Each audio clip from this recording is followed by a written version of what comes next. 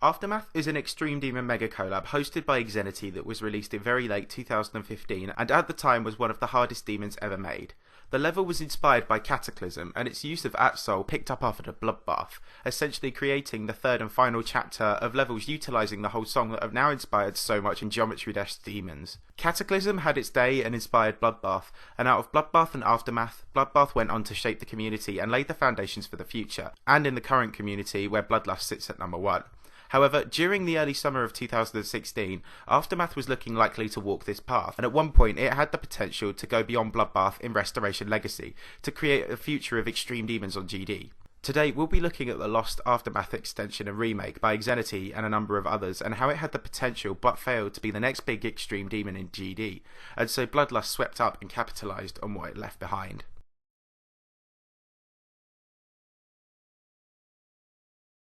On August the 18th, 2015, only a few days after Bloodbath was verified and 2.0 was released, a creator named Exenity previewed a project codenamed Cataclysm on his channel.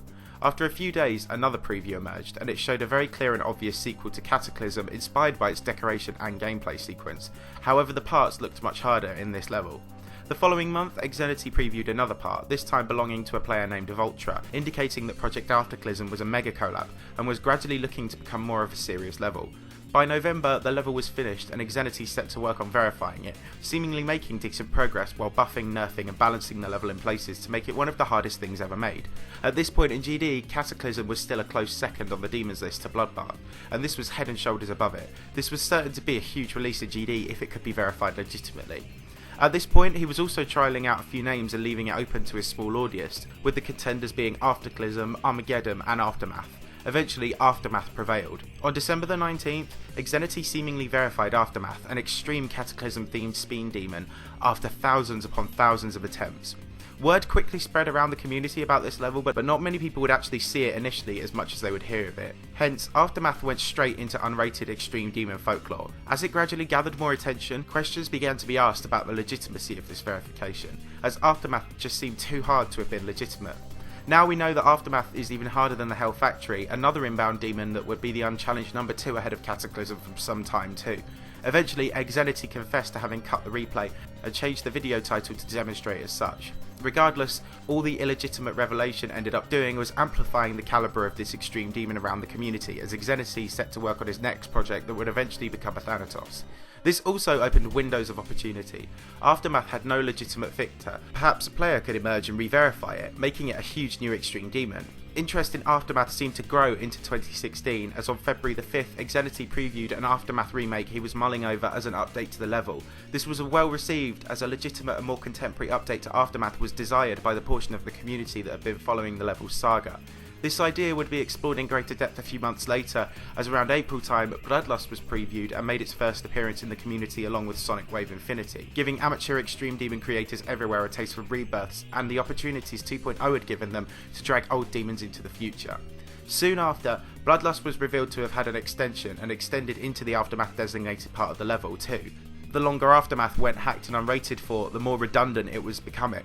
With the calls for the legitimate Aftermath, combined with the Rebirth trend idea and the idea of a 2.0 update for the level, Exenity set to work on planning a new, next level mega collab to initiate Aftermath's non-existent legacy. On May the 20th, 2016, Exenity showed a 10-second preview of an ATSOL part on his channel, and in the description he alluded to it being an Aftermath remake and extension. The only thing was, it was extended backwards, as Aftermath was at the end of the song. On June the 1st, Exenity was laying the foundations to make it a mega collab by previewing his part and enlisted creators to create a comprehensive section before the beginning of Aftermath. He nicknamed this level Reincarnated. The only issue with the climate of GD Extreme Demons then was a verifier, but Exenity managed to land himself the best choice of all, Serve. With Quasar tied up in Bloodlust and Riot doing Sonic Wave Infinity, Serve, despite being one of the biggest player revelations of all time at that point, had not yet managed to land himself a verification project.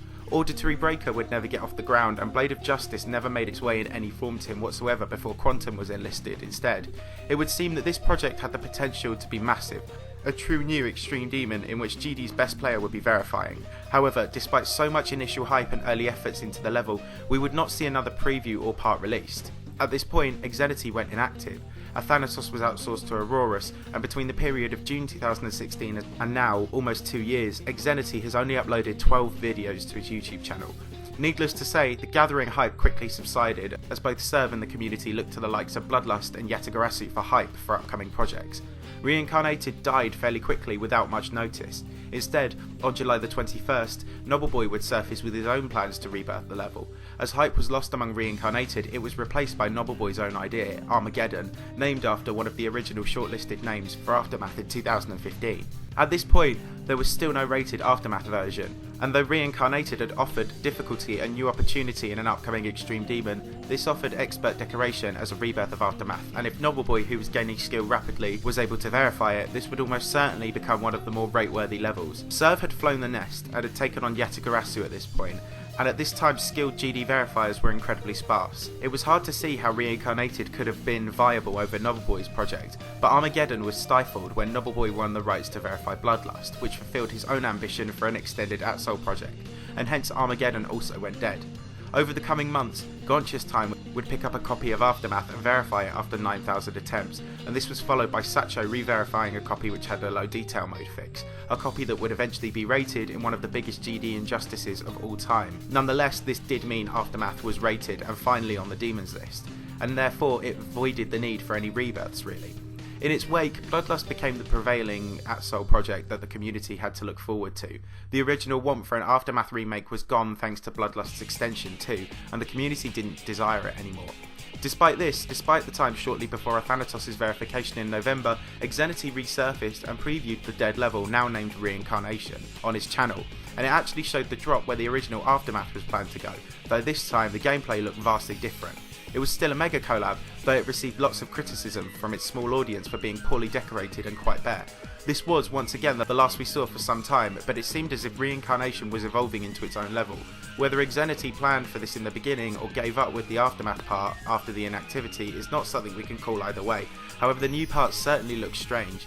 Subsequently, it generated barely any interest at all, and that was the last we saw for over a year. But, as recently as 3 weeks ago, Exenity showed it again. He hadn't deleted the level despite problems with his account being hacked by Aurorus, and all the parts previewed over 20 months ago were still there. It just seemed that this was an old dead level he was attempting to revive to become a challenge, but in 2.1 both the difficulty and decoration look extremely dated now, and it's hard to see a point in him carrying on this project.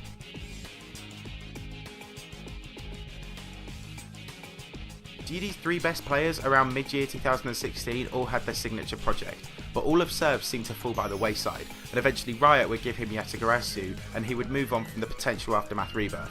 Now, Bloodlust and the still upcoming Sonic Wave Infinity are the 2 big extreme demons in GD, but as GD evolves away from Hell themes and ATSOL and the like, they are also becoming redundant levels, next to levels like Renovant, Woodkid and Innards. So it's safe to say, especially with Aftermath being rated and falling down the list now, any potential for Aftermath, Reincarnation or anything like that has died.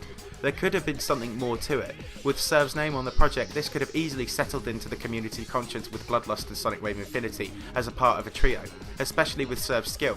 Perhaps they could have built it to be hard as Bloodlust. However, Reincarnation had a problem with poor decoration and didn't look that viable.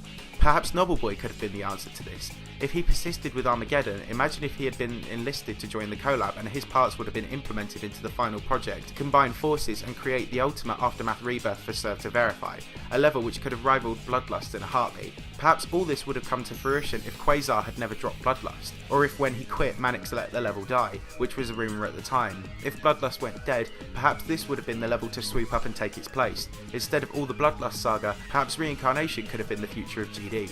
Just imagine if it was, and how different things would be now. If Nobbleboy had joined, maybe the level would have continued to be Armageddon, just with buffs and the beginning extension by the other creators, and Nobbleboy would have likely verified this instead of the dying Bloodlust, with this totally taking its place as the legendary ATSOL demon, destined back in 2.0 for the number 1 spot even now.